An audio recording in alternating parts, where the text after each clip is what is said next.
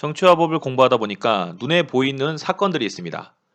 기본권 사용 설명서. 오늘은 21대 총선 편입니다.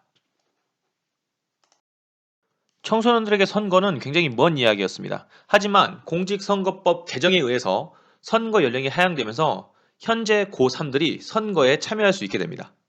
만 18세 이상이면 참정권 부여 대상이 되었고 이제 학생들도 청소년들도 선거에 참정권을 실현할 수 있는 그 기회가 온 것입니다. 21대 총선 개요는 이렇습니다. 선거일 2020년 4월 15일 수요일 오전 6시부터 오후 6시까지. 그날 선거가 불가능한 경우를 대비해서 사전투표를 할 수 있습니다. 2020년 4월 10일 금요일부터 4월 11일 토요일까지 시간 역시 오전 6시부터 오후 6시까지입니다. 선거권은 앞에서 말한 바와 같이 선거일 현재 만 18세 이상의 국민 2002년 4월 16일 이전 출생자에 한하고 선출 인원은 보이는 바와 같이 국회의원 300석입니다. 이렇게 선출된 300명은 임기를 4년 동안 보장을 받으며 2024년 5월 29일까지 그 권한을 부여받게 됩니다. 그러면 총 300석은 어떻게 이루어지는 거냐? 지역구라고 하는 의원을 뽑는 거 253석, 비례대표라고 하는 정당의 투표에서 결정이 되는 47석, 이렇게 해서 총 300석이 결정되게 됩니다. 총 300석을 뽑는다. 무슨 말입니까? 지역구 의원 253석과 비례대표 의석수 47명 중에 253명은 이와 같이 보이는 당과 사람 이름이 적어져 있는 종이를 보고 본인이 뽑고 싶은 사람을 뽑는 겁니다. 지역구 의석수 253석은 다수대표제라고 하는 대표자 선출 방식을 따르는데요. 다른 후보보다 한 표라도 더 많이 받은 후보가 당선되는 방식으로 주어져 있는 선거 투표 용지에 나와 있는 후보들 중에서 가장 많은 득표를 한 사람이 당선되게 되는 방식입니다. 300명 다 다수대표제로 뽑으면 좋을 것 같아요. 왜? 가장 많은 득표를 했으니까.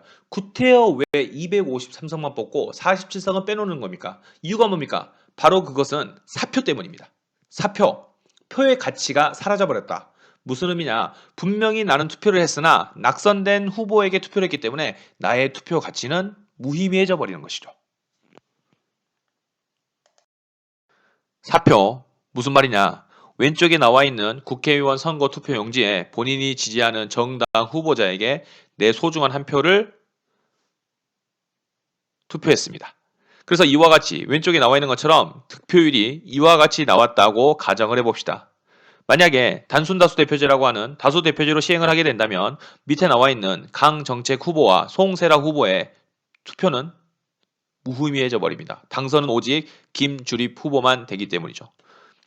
이와 같은 현상을 사표라고 합니다. 유권자의 표의 가치가 버려져 버리는 것이죠. 선거는 분명히 치러졌고 100% 득표율 중에 33%의 득표를 받은 김주립 후보가 이 지역구의 대표자로서 과연 대표성을 띨 수 있느냐라고 하는 부분이 항상 문제시 되어 왔던 겁니다. 그래서 20여 년 전부터 이런 문제들이 발생했고 그 이후에 위헌을 통해서 헌법 소원을 통해서 결국 자신이 지지하는 정당의 후보자가 결정될 수 있게 하는 비례대표제가 추가적으로 시행되게 되는 것입니다. 총 의석수 300석 중에 지역구 의원 253석을 제외하고 47석은 비례대표 의석수라고 하는 방식을 통해서 뽑습니다. 무슨 말입니까? 왼쪽에 나와 있는 종이와 같은 한 장을 더 받습니다. 이 종이에는 당만 나와 있습니다. 본인의 정치적 성향 혹은 정치적 사견이 같은 정당에 투표를 하게 되면 그 투표에 모여있는 비율에 의해서 의석이 배분되는 방식입니다. 비례대표 47석의 의석 배분 방식이 잘 와닿지 않으신다고요? 당연하십니다. 하나의 제도를 더 배워야 되기 때문이에요. 20대 총선까지는요, 대한민국은 정당 명부식 비례대표제를 사용했었습니다. 정당 명부식 비례대표제라고 하는 것은 이와 같은 비례대표 국회의원 선거투표에 본인이 지지하는 정당을 투표된 전체의 용지를 각 투표율을 조사를 합니다. 전체 100으로 봤을 때 갑당이 56%, 을당이 32%, 병당이 7%, 정당이 3%, 무당이 1%를 득표하였다고 가정을 하고 주어진 비례대표 47석에 그 받은 득표율을 곱합니다. 나오게 되는 숫자들이 있는데 이 중 정수만큼의 의석을 배분을 합니다. 갑당 같은 경우는 26석, 을당 같은 경우는 15석, 병당은 3석, 정당은 1석. 그렇게 해서 총 주어지는 정당이 45석이기 때문에 이후 소수점이 큰 정당 순서대로 한 석을 더 배분하게 되는 겁니다. 그래서 정당에 한 석이 더 추가돼서 총 2석이 되는 것이고, 그 다음으로 소수점 이하의 숫자가 큰 갑당이 한 석을 더 받게 돼서 27석, 총 47석이 이렇게 구성되게 되는 겁니다. 이러한 형태를 정당 명부식 비례대표제라고 부르는 제도입니다. 방금 계산해서 이성했던 부분 찾으셨습니까? 분명히 무당도 1%의 득표를 했습니다만은 계산하지 않았습니다. 이유가 뭐였을까요? 대한민국은 이와 같이 봉쇄조항이라고 하는 것을 지정해놨습니다. 봉쇄조항, 정당 득표율이 3석 3% 미만이거나 지역구 의석이 5표 이상 득표한 정당에만 의석을 배분하게 해서 소수 정당의 난립을 막고자 했습니다. 지금까지의 대한민국은 정부의 발전 혹은 국가의 발전과 효율성에 굉장히 민감했습니다. 그렇기 때문에 너무 많은 정당이 발생하게 됐을 때 의견을 결정하고 갈등을 대립하고 중재하는 역할이 어려울 것이라고 판단해서 이와 같은 봉쇄 조항을 결정해 놓은 것입니다. 그래서 이런 봉쇄 조항에 포함이 돼버리는, 즉 소속이 돼버리는 무당 같은 경우는 실제로 계산하지 않았던 겁니다. 이때 국회의원 선거까지는 방금까지 설명했던 지역구 의원 253석과 비례대표 의원 47석으로 의석을 결정했습니다. 하지만 21대 총선에는 이 정당 명부식 비례대표제가 바뀝니다. 준연동형 비례대표제로. 준연동형 비례대표제. 과연 이게 무엇일까요? 준연동형 비례대표제. 연동형 비례대표제에 준한다. 비슷한 방식을 사용한다 라는 의미를 가지고 있는 대한민국에서 최초로 시행되고 있는 이 제도는 먼저 연동형 비례대표제를 확인하고 해야지 알 수 있을 것 같습니다. 다른 용어로 권역별 비례대표제라고 불리우는 독일의 선거 방식을 학습하고 갑시다. 권역별 연동형 비례대표제 설명 들어가겠습니다. 총 의석수가 300석이라고 가정을 하고 허구의 숫자를 가지고 설명해 드리도록 하겠습니다. 국회의원, 지역구 의원 253석이 의석수가 이렇게 결정이 되었다고 가정하겠습니다. 비례대표 47석이 득표율이 이렇게 주어졌다고 가정을 하는 겁니다. 정당 명부식 비례대표제 같은 경우는 비례대표 의석수인 47석에서 득표율을 곱했으나 권역별 연동형 비례대표제 같은 경우는 전체 총 의석수인 300석을 기준으로 계산을 하게 됩니다. 그래서 나오게 되는 값에 지역구 의석을 빼서 나오는 숫자만큼 비례대표제 의석을 배분하게 되는 것입니다. 그래서 갑당 같은 경우는 계산값이 168이 나왔기 때문에 의석수, 지역구 의석수인 153석을 빼서 33석이 비례대표 의석수, 을당 같은 경우는 41석, 병당은 숫자가 마이너스 값이 나오기 때문에 0석, 정당 같은 경우도 마이너스 값이 나오기 때문에 0석입니다. 비례대표 의석은 분명히 47석인데 권역별 연동형 비례대표를 사용하게 되니까 74석이라고 하는 초과 의석이 발생하게 되는 것이죠. 그러면 국회의원 의석수가 더 많아지게 되고 국회의원의 총수가 늘어나게 되는 것입니다. 권역별 연동형 비례대표제가 시행이 되면 여러 가지 문제가 발생합니다. 첫 번째, 지역구 의원 선거 같은 경우는 결국은 인물투표입니다. 정당을 잘 몰라도 유명한 사람이 나오면 한 번이라도 당연히 그 사람의 손을 들어주게 됩니다. 그리고 비례대표 의석 같은 경우에는 누가 후보인지 모르는 경우가 정말 많습니다. 이런 경우 나하고 같은 색을 가지고 있거나 내가 평소에 생각하고 지지하고 있는 가치와 같은 뜻을 가지고 있는 정당에게 나의 표를 선사하게 되는 것이죠. 그래서 소수 정당이 국회에 입성할 수 있는 확률이 높아지게 되는 겁니다. 그럼 역으로 당연히 유명 정당들, 흔히 부르는 거대 정당이라고 불리는 대한민국의 양 두 당이 의석에 당연히 손해가 나는 결과가 발생하게 되는 것이죠. 그리고 두 번째로는 아까 본 바와 같이 권역별 연동형 비례대표제를 실시하게 되면 초과 의석이 발생하게 됩니다. 안 그래도 대한민국 국민들이 국회의원에 대한 지위에 대해서 과연 국민 대표성을 가지고 있는지 혹은 대리권자로서의 역할을 충실하게 하고 있는지에 대해서는 항상 의문으로 따라왔었습니다.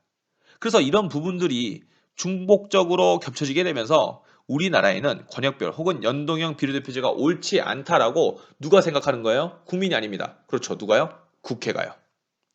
국회에 실제로 다수당을 차지하고 있는 사람들이 누굽니까?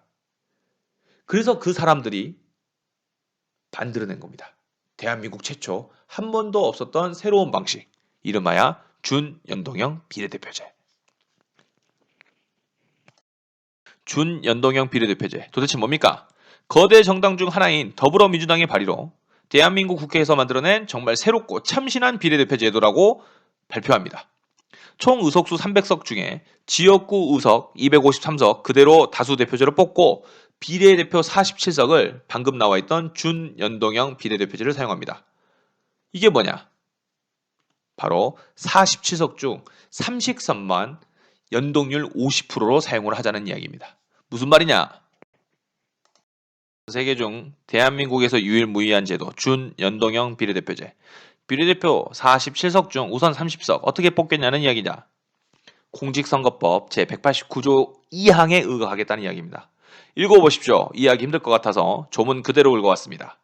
먼저 가겠습니다.